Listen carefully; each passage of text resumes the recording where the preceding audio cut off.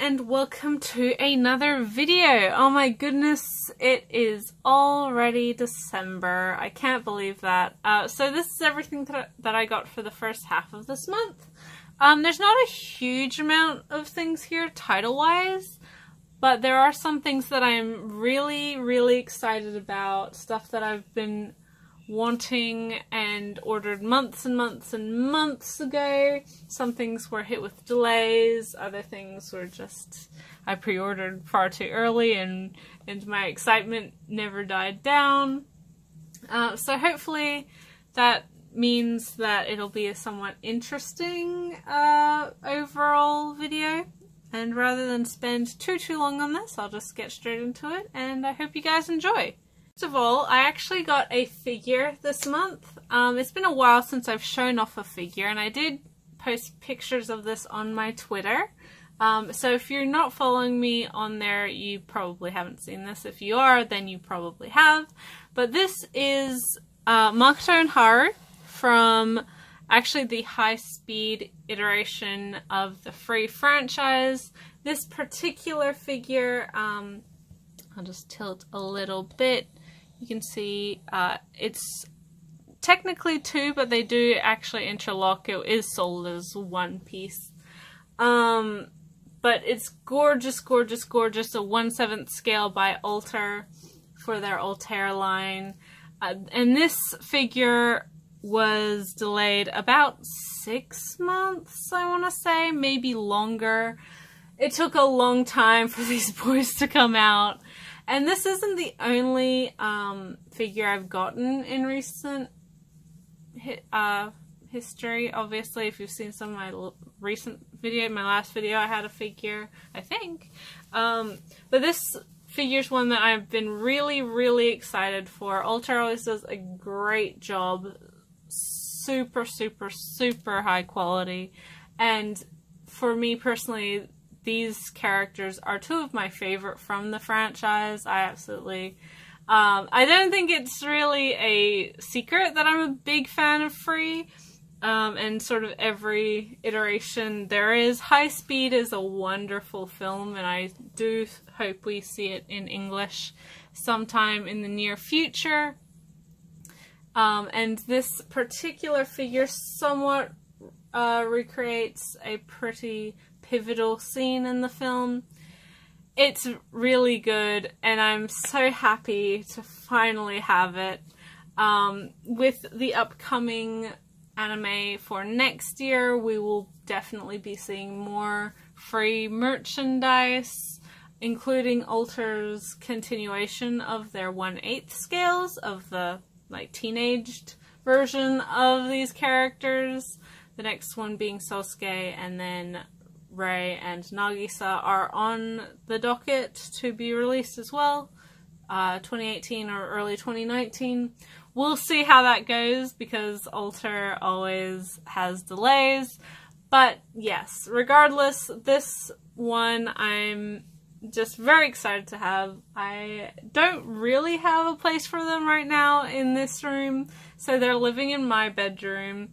And, you know, I'll find a spot for them soon, because they do, I do want a pretty good spot for them, I think, overall. So yes, that was the only figure that I got for this first part of the month. The only figure I'm probably going to get for this month, no, I do have one coming, but whether or not it shows up soonish is debatable. So yes, Manga and Haru from High Speed, or Free Starting Days is the film name. Next we have some anime. Now this is a UK release for a show that has gotten a US release, although I wasn't really a huge fan of how the US released this show, and the UK release is just gorgeous in comparison. It's one that I pre-ordered a long time ago, because this show is one of my favorites. It was one of my greatest unlicensed series, and hopeful for being licensed, and that is Chilka. the Kyoto Animation 2011 mystery show. I think it was 2011 or 2012. This series is wonderful. This is just a Blu-ray release, released by Anime Limited. As you can see, it comes with a larger sort of chipboard box for the 2 parts. So this is only part 1. And it's pretty typical of Anime Limited. So as well as their outer box, you also have the smaller inside chipboard, like so, with the digipack and a book. No, art cards are in this one.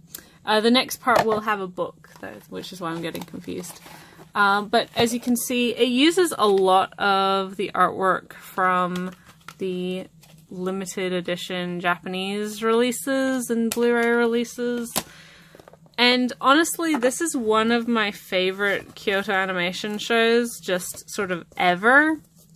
It's a series based off of a series of novels, so not actually light novels, just novels themselves. And I think, in my opinion, I can always really tell the difference in the quality of writing and the story when things are novel adaptations compared to manga and light novels and games and just the various other things that get adapted into anime.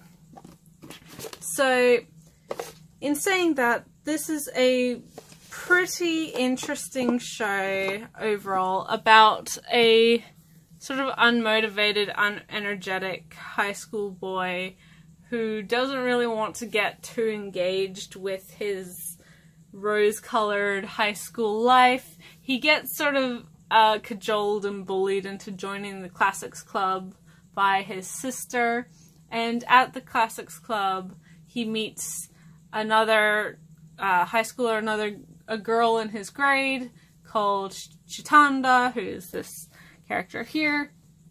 And she encourages him to join, and together they sort of, as well as with a couple other friends, he sort of finds himself through,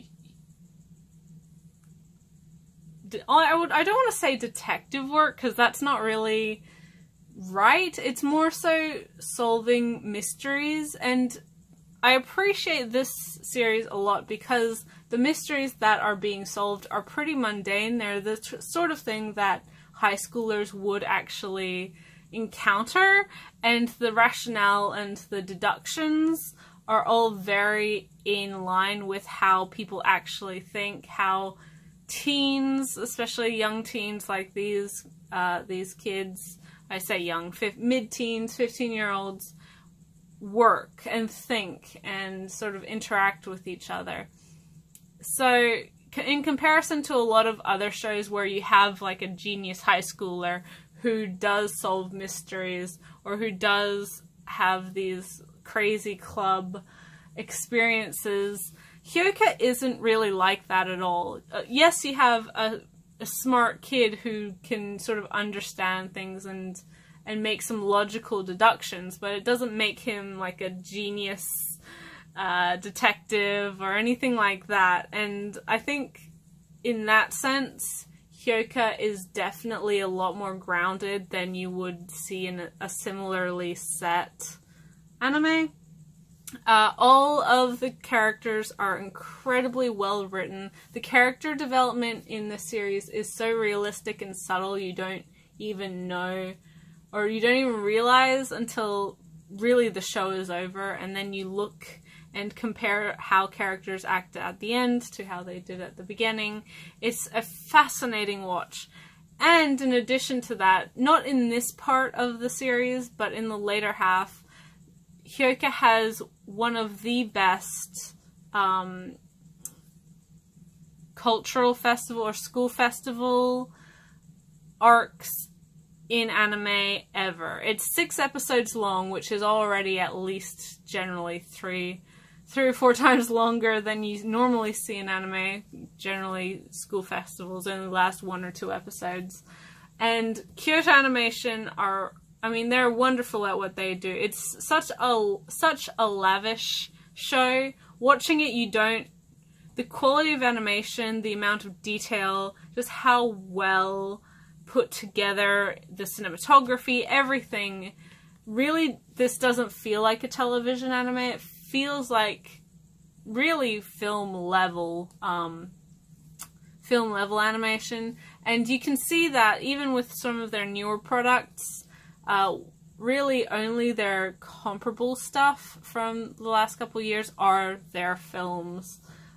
So yeah, even just for the visual element, it's a wonderful thing to check out. But the series itself is incredibly good just on its own merits. So yes, I'm so glad that Anime Limited finally put this out. It took a while, but I'm so happy to finally have it. The US, of course, has both parts of the show out already, but just in standard. And Australia doesn't have Haikyuu at all. They might actually, I haven't checked. But yes, just really exciting to finally have this series. And I can't wait to rewatch. Yeah, it's been a long time since I first saw this. Way back in fan sub days. So yeah, something to look forward to. This is another Anime Limited release, and this is probably not surprising, but it's the deluxe edition, deluxe collector's edition of Your Name, the most recent Makoto Shinkai film. If you've seen any of my previous videos, you should already know that I already own the Japanese standard release of this film, which does have subtitles. But I was always planning on buying this release. Again, chipboard, outer box, digipack inside, art cards, and this is a incredibly wonderful book which has art and interviews and a whole bunch of translation stuff. This deluxe box set, I think, is limited to 2,000 pieces. Comes with DVD and Blu-ray, and the soundtrack only in Japanese, comparatively to the US, which also has the English versions of the songs, which is a good extra. Like, I'm not gonna knock the US one because it is a beautiful release. Funimation did a great job.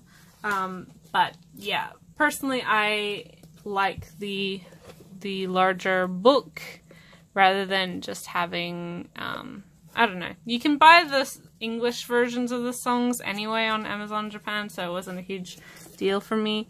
This particular card is numbered. Let's see, Siam 1212. And then they're basically just screenshots of the film, but it's a beautiful film, so I'm not complaining. This movie has a huge following around it. In my opinion, it's very well deserved. I don't think it's the best anime film ever made, and I don't think it's the best film ever made, of course not. But I think it is definitely Shinkai's best film, at least for me personally.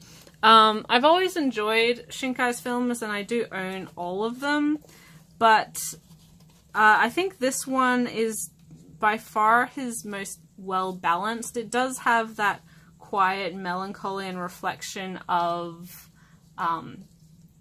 sort of the isolation of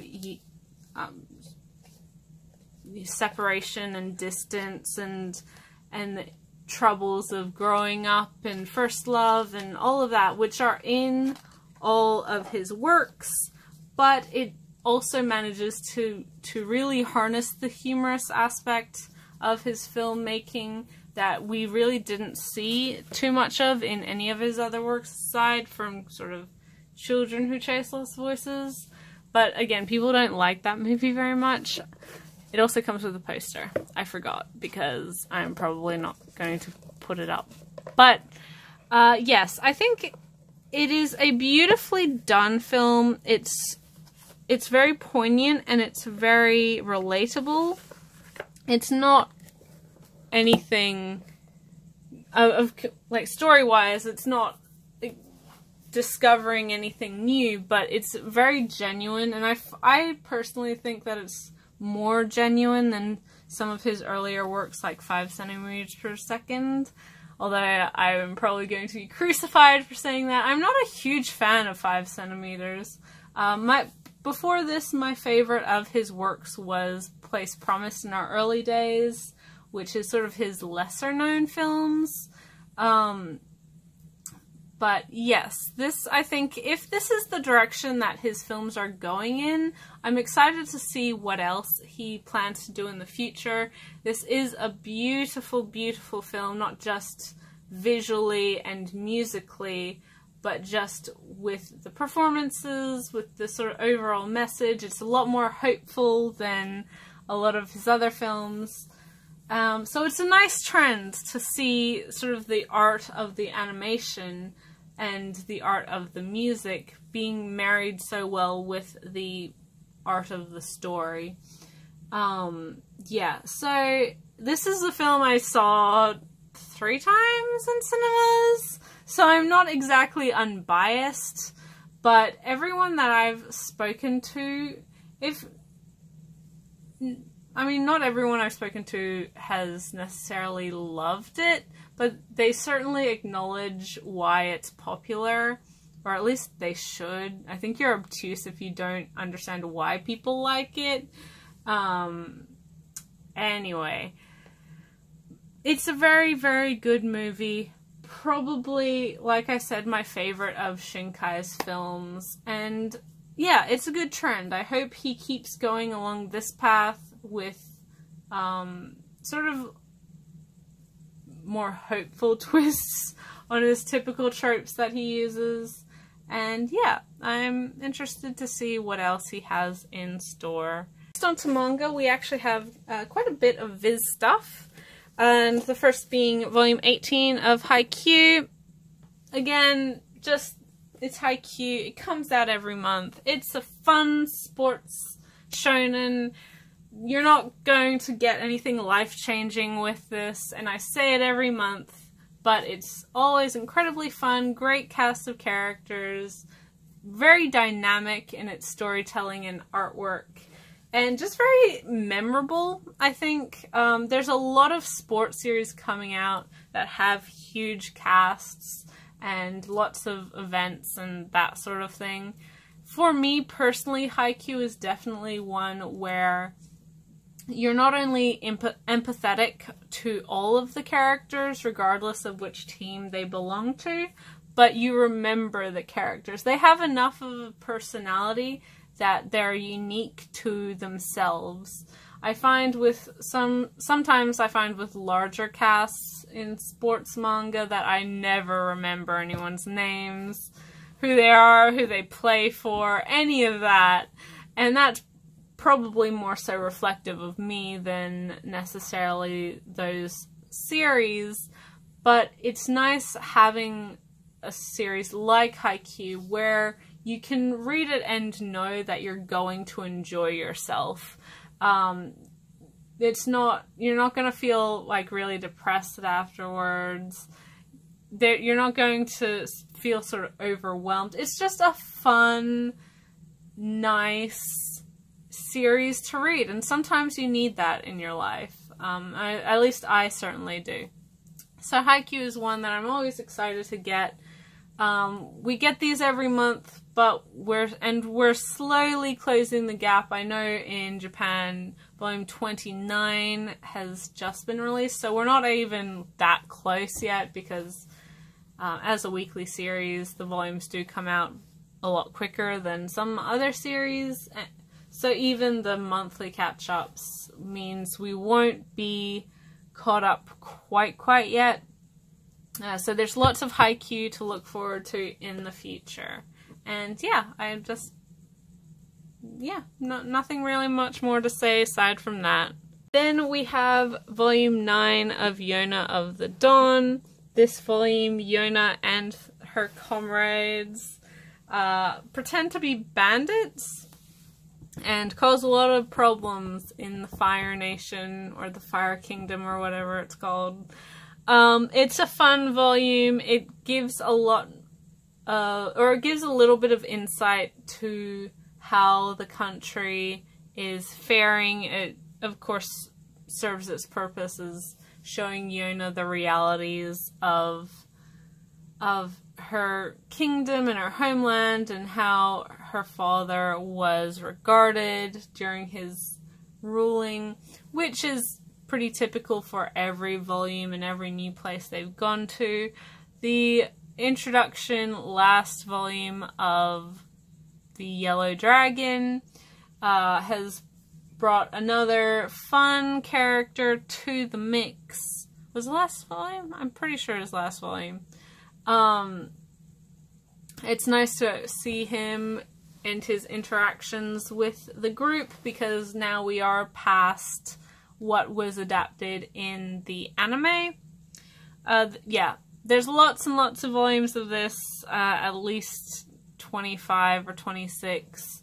So we have a lot of Yona to look forward to. It is really it's a fun series. It's nice having a fantasy shoujo. I just finished rewatching The 12 Kingdoms last week, and whilst they're not really exactly the same, Yona is very reminiscent of that era of shoujo, the fantastical world and pseudo royalty and magic and powers and different, just completely different worlds that you don't necessarily see. Even now, isekai stuff generally tends to just be sort of RPG fantasy basic stuff, which is not a knock on those genres, but it's sort of the same thing over and over again because it's reflective of those RPG dungeons or dragon crawler sort of games and series,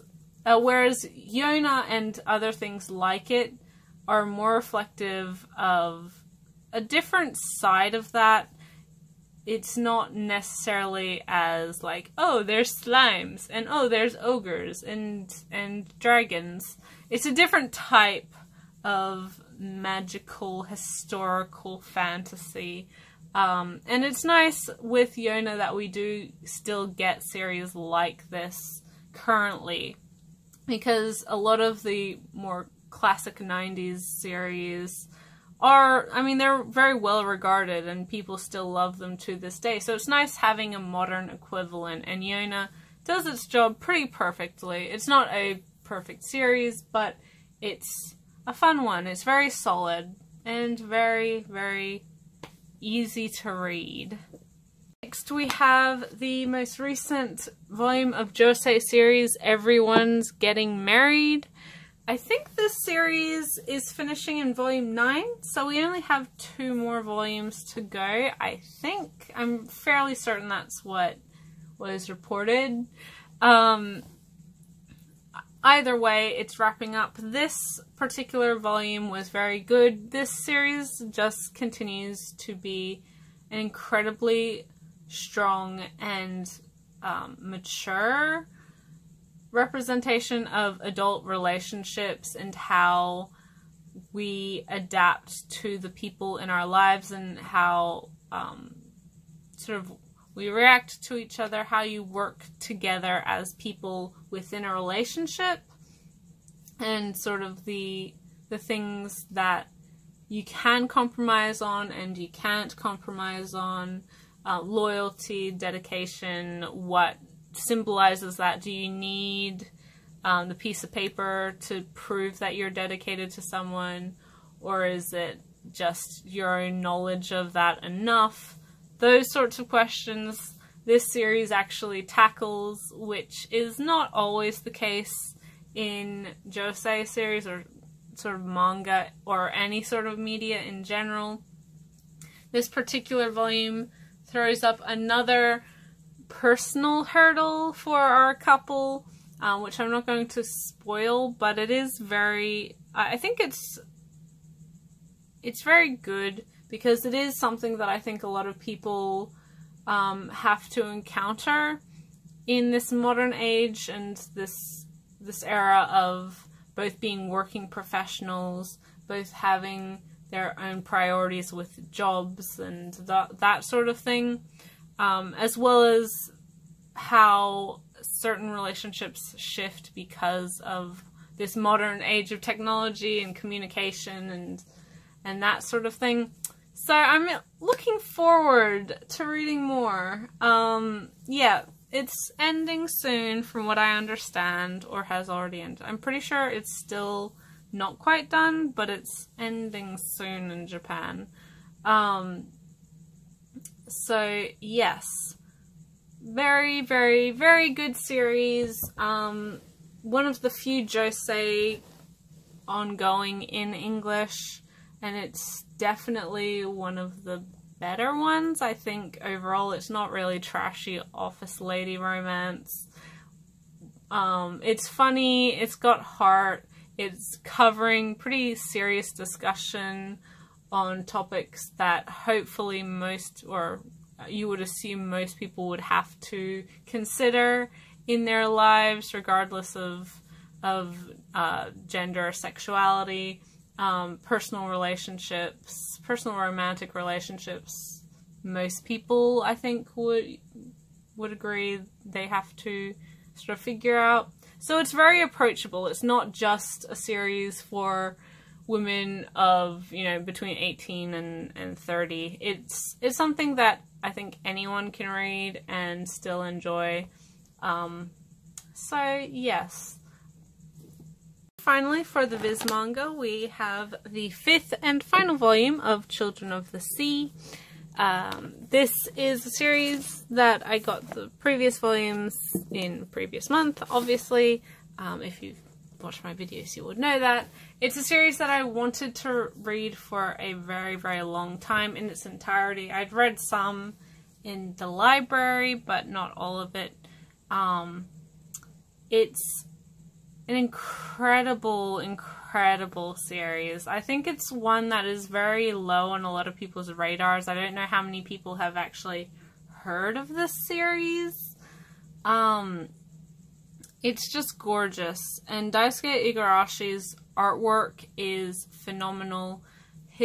How he colors the color pages in this, the watercolor, is just absolutely breathtaking. His art style really does capture sort of what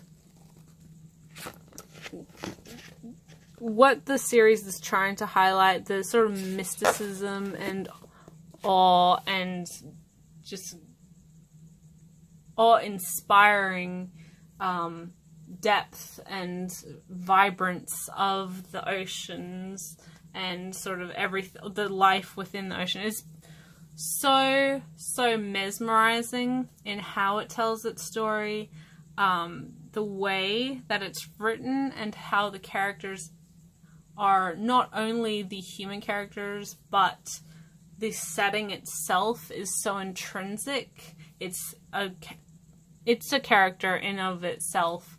It's just wonderful, wonderful, wonderful. This is the last volume I have to read. I have read all my other ones, and I'm so glad to actually be able to finish this. I ordered this like 2 months ago. It took forever to get to me.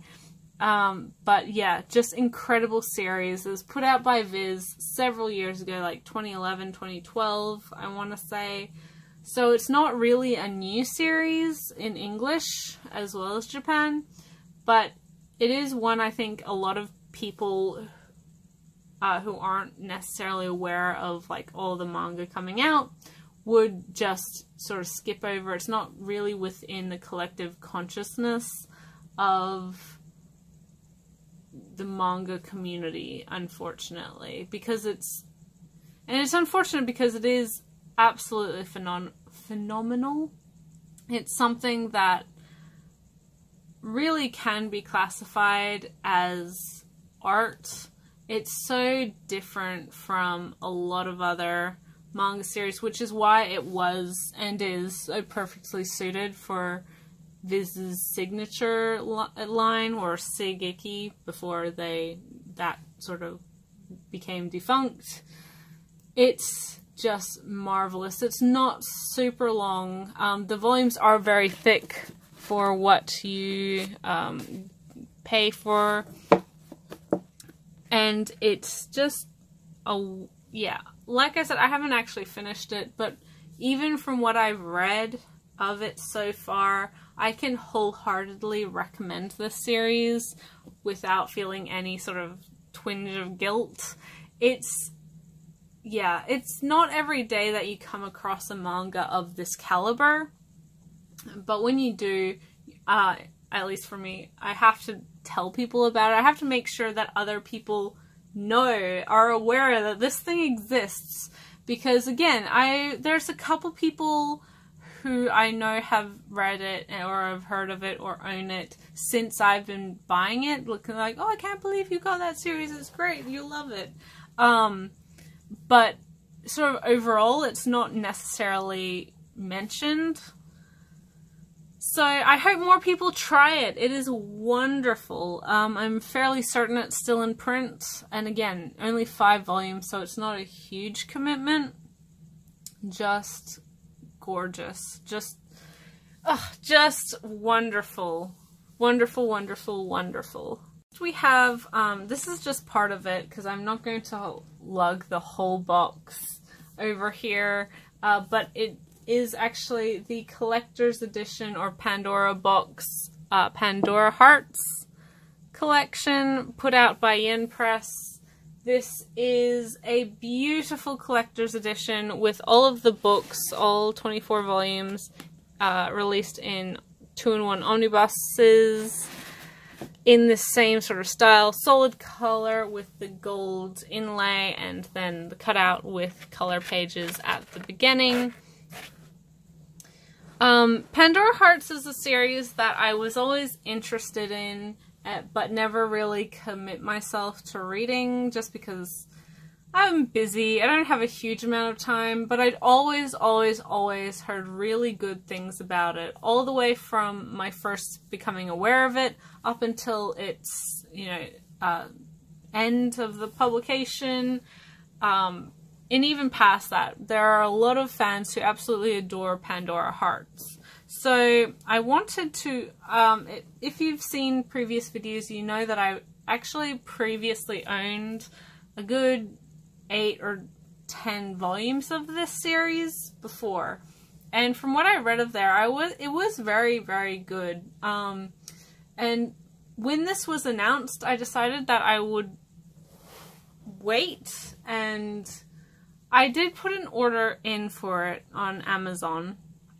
But I wanted to finish reading most of the series, and if I didn't like it, I could cancel it. So what I did, I had already read my 10 volumes that I had, and then from there I actually borrowed the rest, or actually I only read up to 18, 19 volumes of a friend's copies, just to see how it developed in the later half, because that's sort of when people said, oh, you've only read like the first 8 volumes, if you're already liking it, you'll love it by the end of it, it's great. And so I did. I read my friend's copies, and it's really, I mean, it's a G fantasy series, I'm fairly certain. It is like really, really good, and I haven't finished it yet. I'm slowly working through these omnibuses that of the volumes I haven't read yet. Well, that's a lie. I actually start from the beginning because I wanted to read it all in like a relatively short time frame. And I'm only up to probably volume 7, so volumes 13 and 14. And it is really, really good.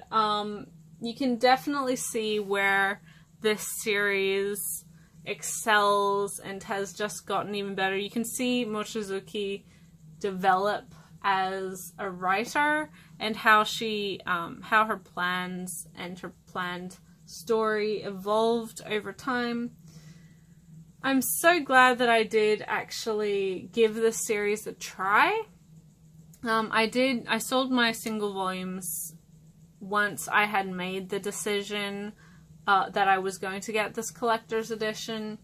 And yes, this particular release by Yen is gorgeous. If you hear people complaining about the Akira box set being heavy, they have no idea, because the Pandora Hearts one is absolutely massive and heavy. Oh my goodness, it's probably like a solid 5 kilos just in of itself. Yeah, it's a beautiful release for a beautiful series that I'm sort of terrified will break my heart by the end of it.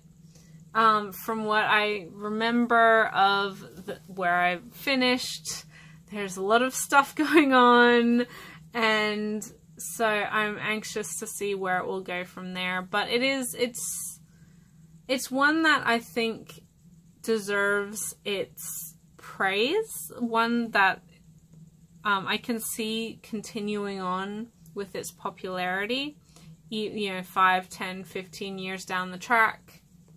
It's not necessarily a general audience hit like something like Full Metal Alchemist or even Fruits Basket or something like that, but it is one that I think will always have passionate fans and will be deserving of those passionate fans. I think it will always have an audience as well. It's very, very good, and I'm a big fan of the sort of steampunk Victorian-esque aesthetic. Yeah, that's my jam, so I appreciate Mochizuki's settings are also always that. If you have been reading her recent series, The Case Study of Vanitas, that is also wonderful.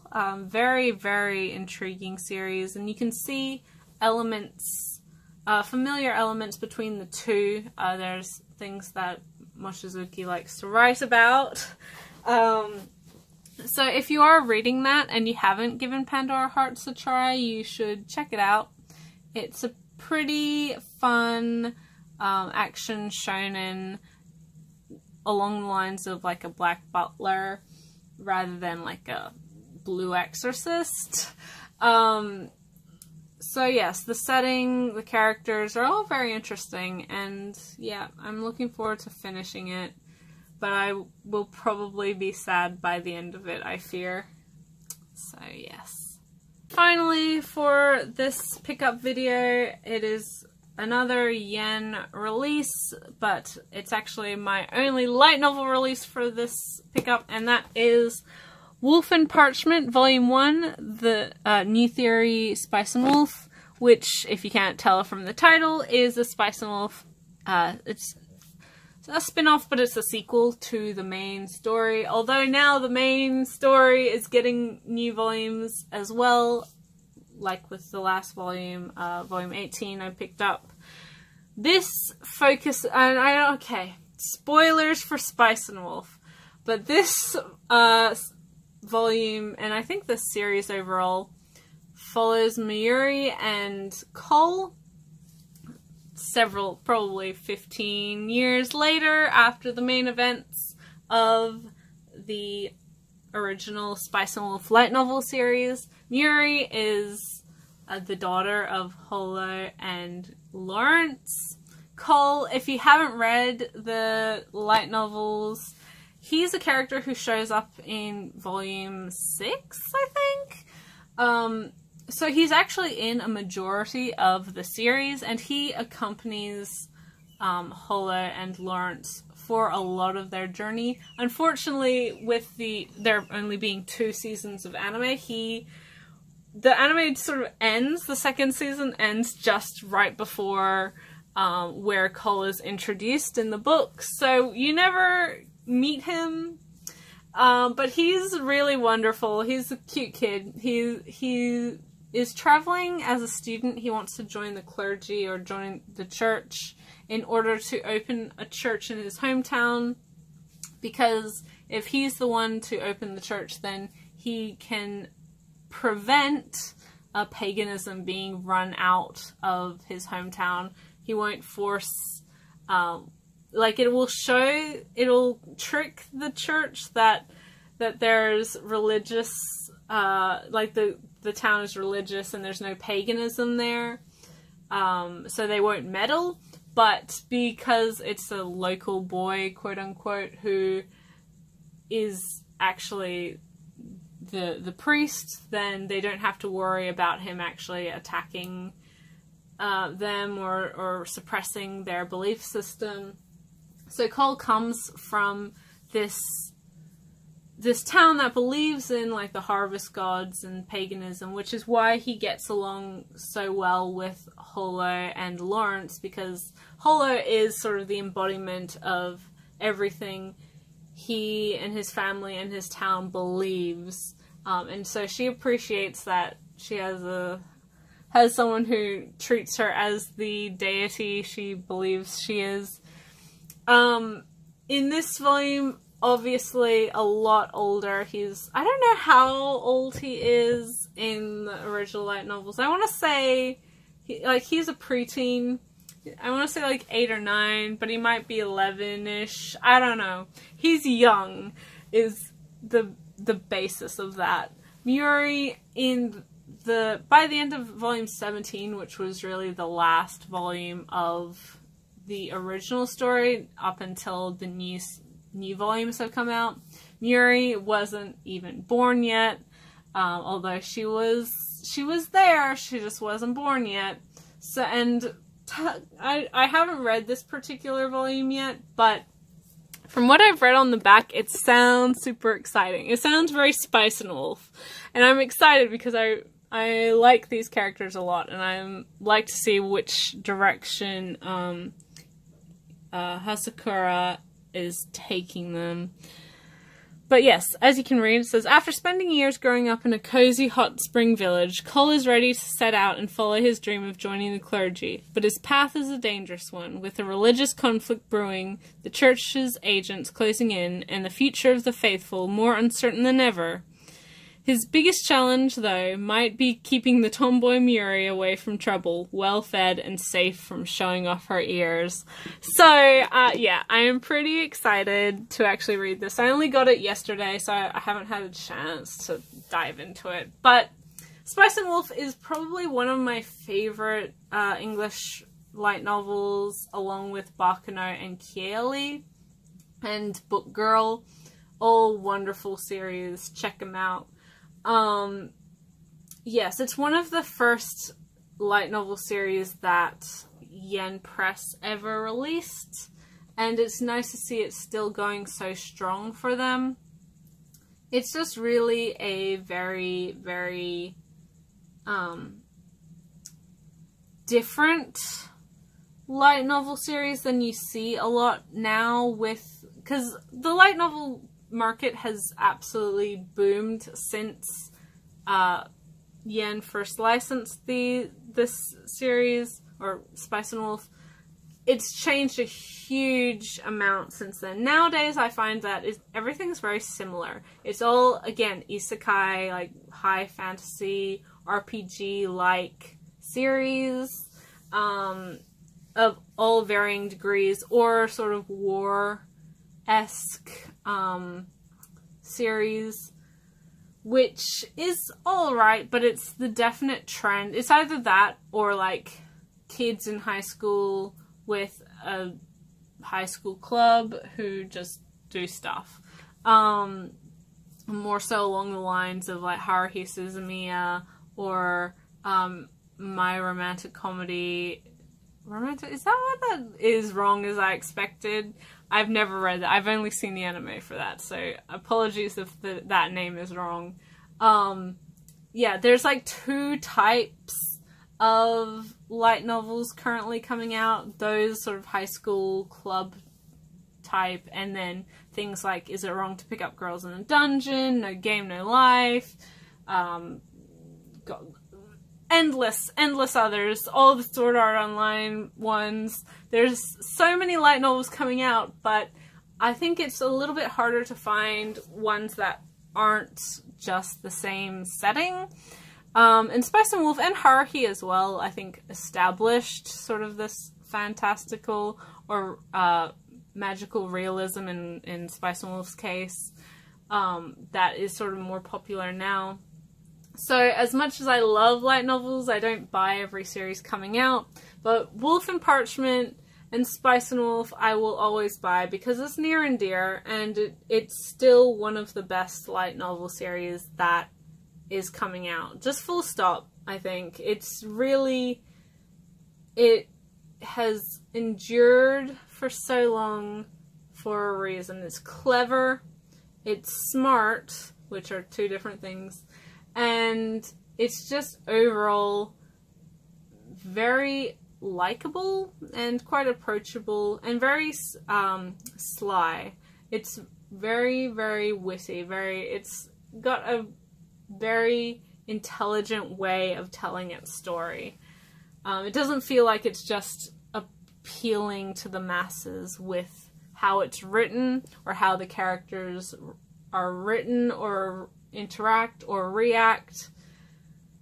Yeah, there's a little bit more with Spice and Wolf, and I guess Wolf and Parchment.